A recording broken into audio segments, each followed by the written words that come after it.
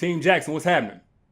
So the other day on the live chat, we were talking about different deal breakers and turnoffs in the dating stages, in which that line kind of gets blurry, and understandably so, because you ain't even got enough invested in somebody to keep interest once they turn you off. Although that shouldn't really be a deal breaker and doesn't tell you that a person ain't incompatible with you, because you're gonna have turnoffs in a relationship. But that's a different conversation. Essentially, what we were discussing are ways to filter out people who are no good for you that you can't vibe with over the long term.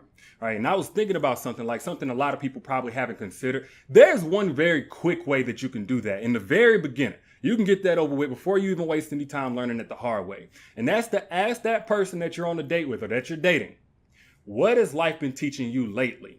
And more specifically, what you're listening for are the answers that they've been diligently seeking out, not just things that they've learned coincidentally. But like, that's going to tell you whether or not y'all are on the same page, and more importantly, on the same path. Like, when I think of being on the same page, I think about two people who can vibe well together and they make each other laugh. The small talk is cool. They don't creep you out. They're attractive. And that's all right. But if you're trying to if you're trying to write a love story with somebody over the long term, then you need to be able to flip page after page after page and still look over to the person across from you and say, you know what? You're good for me and I'm good for you.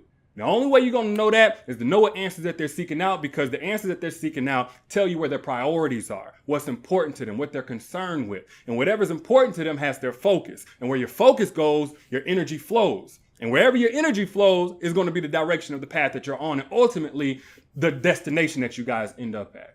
So say, for instance, if you're currently learning ways to manage that gateway to your subconscious to better control your mental and emotional state throughout the day for a higher quality of life, yet they're only finding out ways to sneak into the club after 11 and still get in free, or, trying to link up with people they can finesse to get into this club or this part, like, y'all are not going to vibe over the long term. Y'all have no chance, or if you're currently learning different ways to get closer to God without religion, but everything that they're learning and studying or concerned with learning is dependent and immersed in religion, then y'all aren't compatible.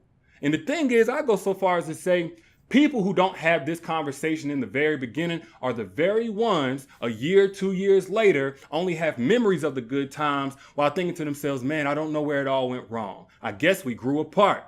It's like, hell yeah, you grew apart, because y'all were pulling apart from the very beginning. You just didn't peep it.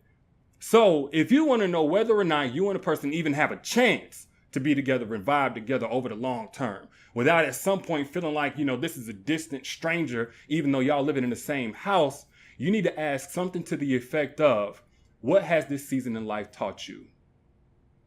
But y'all let me know what you think in the comments, man. I'll holler at y'all later. Peace.